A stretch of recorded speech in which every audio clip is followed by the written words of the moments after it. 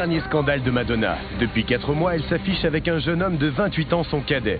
Cela devait être son nouveau coup d'éclat, mais il semblerait que ce soit en fait son coup de grâce. Alors pourquoi en est-elle arrivée là?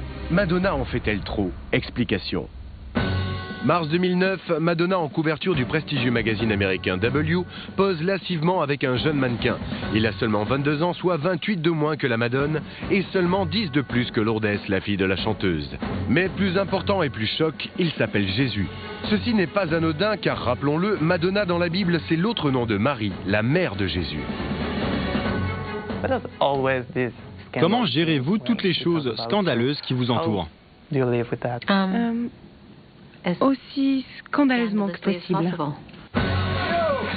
Quelques jours plus tard, elle va encore plus loin en s'affichant avec ce fameux Jesus Luz devant le centre de la Kabbale, soit là où tous les photographes l'attendent. Autant dire une officialisation de sa nouvelle relation.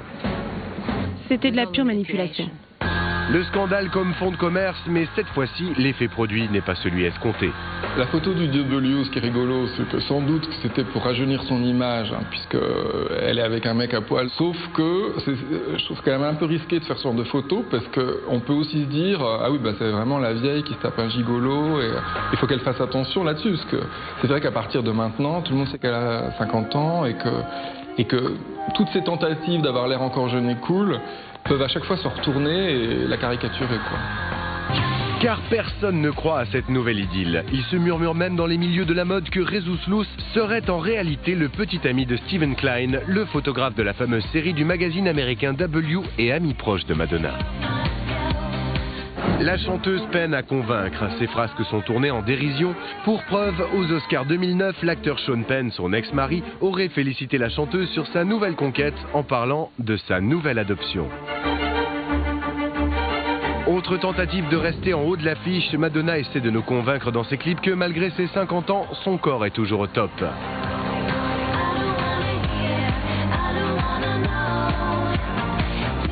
Elle écarte beaucoup les jambes, pas seulement dans les clips, dans les photos. Là, les photos, c'est une espèce de festival, quoi. Alors bon, je pense qu'elle a beaucoup travaillé ses cuisses, hein, ça on le sait depuis un moment. Pilates, coach, voilà, donc il y a eu du boulot. Je crois qu'elle a envie de rentabiliser. Il faut pas aller, faut faire attention à la rentabilisation de trop, quoi. C'est ça le problème. Récemment, pour la campagne de pub d'une célèbre marque de maroquinerie de luxe, Madonna nous refait le coup de la jambe écartée. Mais elle peut remercier la retouche photo car au quotidien, Madonna offre un tout autre visage très loin des clichés standards. Qu'à cela ne tienne, la Madone continue à utiliser son corps comme une arme marketing, quitte à faire dans le déjà-vu. Oui, on a déjà vu Madonna en petite culotte, se tordre sur des chaises.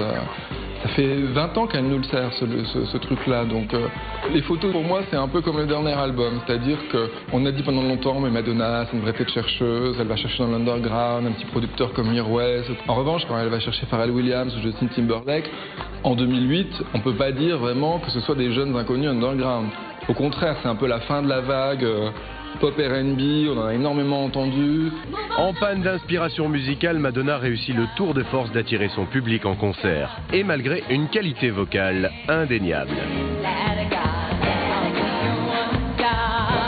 La tournée Sticky and Sweet a été la plus lucrative de 2008 avec 188 millions d'euros de recettes. Du coup, elle remet ça cet été avec un passage en France en juillet. À l'heure où l'industrie de la musique change et où aujourd'hui, c'est plus tellement les ventes de disques puisque les gens téléchargent les disques piratement, mais les concerts et tout le merchandising autour des concerts qui sont les vraies ressources pour les artistes dans la musique, elle a quand même très bien réussi cette transition.